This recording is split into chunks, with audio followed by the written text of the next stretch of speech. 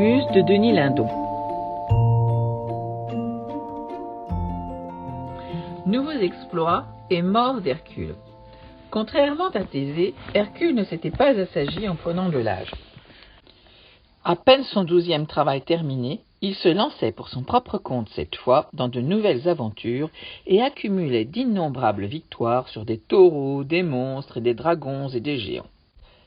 Sa force surhumaine, sa peau de lion, sa massue et ses flèches empoisonnées le rendaient pratiquement invincible. Il n'hésita pas à s'en prendre parfois aux dieux eux-mêmes et se battit un jour contre Apollon, un autre jour contre Mars. Chaque fois, ce fut son père Jupiter qui dut intervenir pour calmer les esprits. L'une de ces aventures devait cependant le brouiller pour de bon avec un dieu puissant. Le géant Anté. Anté était un géant, fils de Neptune et de la Terre. Comme la plupart des fils de Neptune, c'était un individu peu recommandable. Posté dans une forêt, il arrêtait tous les voyageurs et les défiait à la lutte en les prévenant que, s'il était vainqueur, il les tuerait pour les dévaliser. Les combats tournaient toujours à son avantage, non seulement parce qu'il était très fort, mais aussi parce que, si par hasard son adversaire parvenait à le terrasser et à lui faire toucher la terre des épaules, Anté retrouvait instantanément au contact de sa mère des forces nouvelles. Hercule résolut de débarrasser le pays de ce brigand. Acceptant son défi, il engagea la lutte avec lui. À 3 reprises, il crut l'avoir étendu au sol pour de bon. Chaque fois, il vit avec étonnement Anté se relever plus fort qu'avant. Comprenant que son adversaire tirait sa vigueur du contact avec la terre, Hercule l'étreignit alors entre ses bras, le souleva du sol et l'étouffa. Il ne le laissa retomber que lorsqu'il fut certain de sa mort. Neptune prit fort mal la mort de son fils Anté. Il aurait bien voulu punir Hercule séance tenante, mais il craignit en agissant ainsi de s'attirer le courroux de Jupiter, dont l'affection paternelle pour Hercule était bien connue des autres dieux. Neptune décida donc d'attendre une occasion propice et de se venger alors par personne interposée. Il savait que ni les hommes, ni les bêtes, ni les monstres, ni les dieux ne pouvaient vaincre Hercule, mais il lui restait un espoir, les femmes. Et ce furent elles, en effet, qui causèrent la perte du héros. Le second mariage d'Hercule. Le premier mariage d'Hercule avec Mégarée s'était terminé tragiquement. Hercule s'était juré alors de rester célibataire. Mais il avait la mémoire courte, et quelque temps après sa victoire sur Anté, il tomba amoureux d'une jeune fille nommée Déjanire. Après avoir éliminé par la force quelques autres prétendants de Déjanire, il l'épousa. Au cours de leur voyage de noces, Hercule et Déjanire furent amenés à traverser un fleuve large et profond. Comme il n'y avait pas de pont ni de gué, c'était un centaure, appelé Nessus, qui faisait fonction de passeur. Il prenait les voyageurs sur son dos et les transportait à la nage sur l'autre rive. Hercule, sans méfiance, lui confie Déjanire. Parvenu de l'autre côté du fleuve, le centaure Nessus, qui avait des instincts de satyre, tente brusquement d'embrasser Déjanire qui se met à pousser des cris de frayeur. De la rive opposée, Hercule voit la scène. Saisissant son arc, il tire l'une de ses flèches empoisonnées sur le centaure et le blesse mortellement.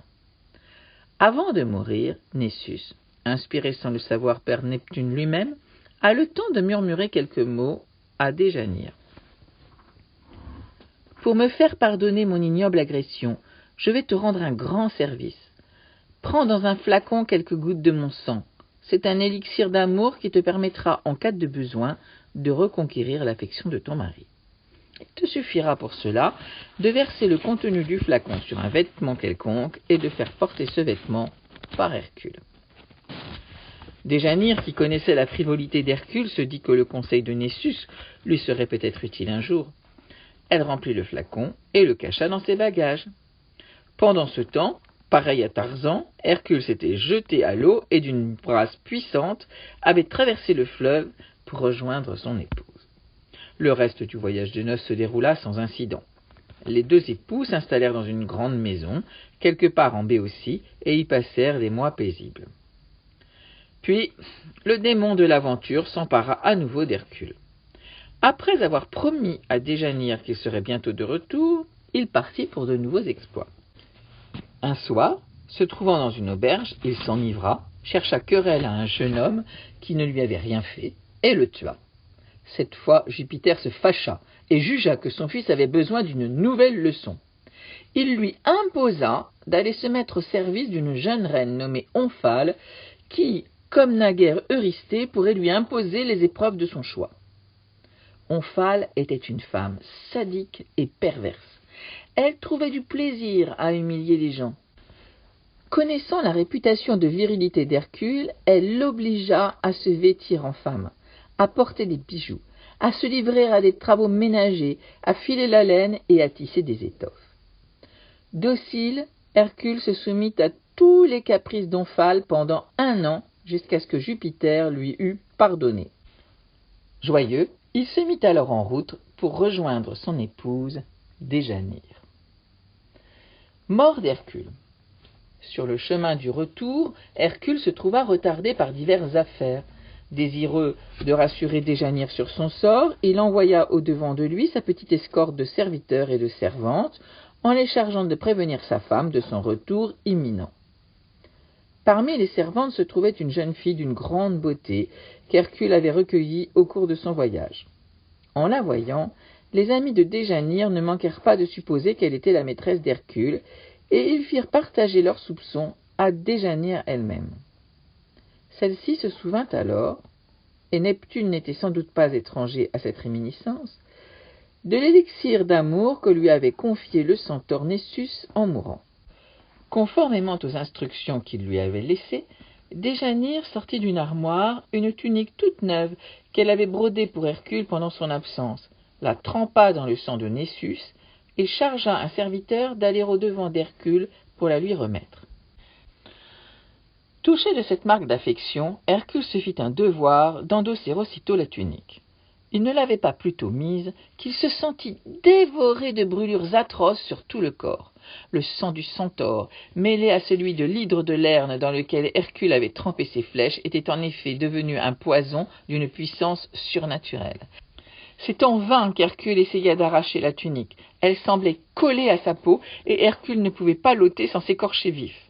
Malgré son courage et sa résistance, Hercule ne put supporter de telles souffrances. Il supplia les amis qui l'accompagnaient de mettre fin à son supplice en l'égorgeant. Aucun d'entre eux n'y consentit. Il construisit alors lui-même un immense bûcher et y étendit sa peau de lion.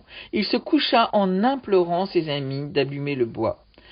L'un d'eux, un jeune homme nommé Philoctète, ému par les souffrances d'Hercule, finit par accepter.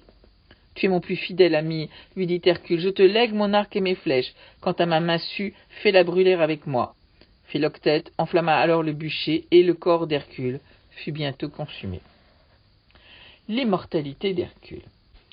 Pendant que se produisaient ces événements, Jupiter était sans doute occupé par l'une de ses aventures galantes, car lorsqu'il fut informé, Hercule était déjà mort. Le maître de l'Olympe rattrapa vite le temps perdu. Il commença par punir Neptune de sa sournoise intervention en le chassant de l'Olympe comme il en avait déjà chassé Apollon quelques mois plus tôt. Puis il chargea Mercure, qui lui servait de conseiller juridique, de déclencher en faveur d'Hercule une procédure d'immortalisation. Cette procédure permettait, dans certains cas tout à fait exceptionnels, de conférer l'immortalité à des demi-dieux, c'est-à-dire à des personnes ayant un parent divin et l'autre mortel. Elle avait déjà été utilisée à plusieurs reprises, notamment pour Bacchus, fils de Jupiter, et de la mortelle Sémélé. La promotion d'Hercule fut moins éclatante que celle de Bacchus. Il ne reçut pas la distinction suprême de Dieu, mais il se vit néanmoins attribuer l'immortalité. Quelques mois après sa mort, il fut donc reçu solennellement dans l'Olympe. Il causa une impression favorable à tous ses habitants, et tout particulièrement à Hébé, fille de Jupiter et de Junon, qui tomba bientôt amoureuse de lui. Hébé, je crois vous l'avoir déjà dit, était une déesse modeste et effacée dont la seule fonction consistait à servir le nectar aux dieux. Avec l'accord de Jupiter, elle épousa Hercule. Pour quelqu'un qui, comme Hercule, avait un goût immodéré pour la boisson, il n'était pas recommandé d'épouser une barmaid, même divine. En ayant accès en permanence à la cave de l'Olympe, Hercule ne tarda pas à sombrer dans l'alcoolisme ou, si l'on préfère, dans le nectarisme. Pour le sauver de ce vice, Hébé demanda alors à Jupiter à être relevé de ses fonctions de serveuse de nectar. Jupiter y consentit et la remplaça à ce poste par un jeune et beau Troyen, Ganymède, qu'il fit enlever par son aigle et à qui il accorda aussi en contrepartie l'immortalité. Avec la mort de Thésée et d'Hercule, une époque s'achevait. Mais plusieurs des personnages qui avaient été témoins de leurs exploits vivaient encore et allaient devenir des acteurs de premier plan dans la seconde partie de ce siècle héroïque. Hélène, qui avait été enlevée une première fois par Thésée, n'avait pas encore 20 ans lorsqu'elle apprit la mort de son ancien ravisseur. Philoctète, qui avait assisté Hercule sur son bûcher, n'avait alors guère plus de 30 ans. Quant à Nestor, qui avait bien connu les deux héros et qui avait participé activement à plusieurs de leurs aventures, il atteignait juste la soixantaine, mais se sentait encore en pleine forme. Le long discours qu'il prononça à l'occasion de son anniversaire commençait par ces mots: « Au moment où se termine la première moitié de ma vie. » Mais déjà? Mais que va-t-il donc se passer ensuite? Auriez-vous une petite idée?